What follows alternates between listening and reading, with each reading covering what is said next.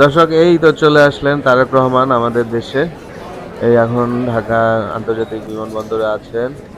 হ্যাঁ, আপনার হযরত শাহজালাল আন্তর্জাতিক বিমানবন্দর থেকে এই যে অবতরণ করে এখন দেশের মাটিতে পা রেখেছেন তারেক রহমান।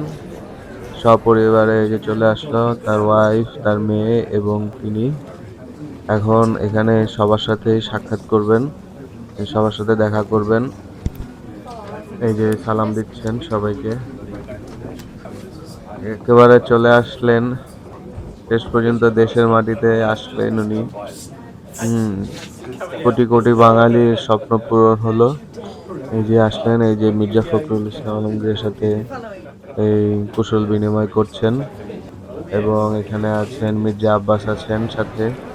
এই যে মির্জা আব্বাসের সাথে এখন কোলাকুলি করছেন। এই যে সালাউদ্দিন বিএনপির, তারপরে আরো নেতাকর্মী আছেন। অনেক নেতাকর্মী এখানে আপনার তার সাথে সাক্ষাৎ করার জন্য উপস্থিত আছেন এবং তার কিছু আত্মীয়স্বজনও এখানে আছেন। তার পরিবারের কিছু মানুষ এখানে আছেন। এই যে গয়েশ্বরচন্দ্রের সাথে কোলাকুলি করছেন।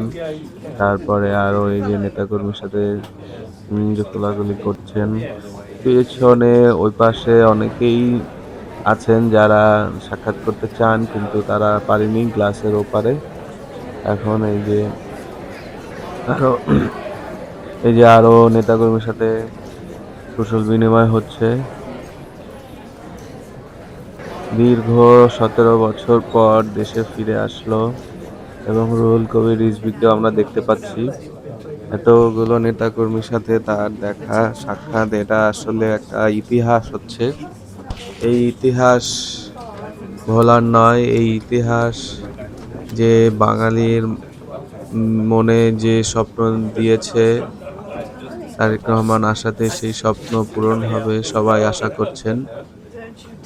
এবং এই যে দেখেন সবার সাথেই আরে খুবই ভাবেই তার সাথে দেখা করা যাচ্ছে। উনি সহজভাবেই সবার সাথে কথা বলছেন।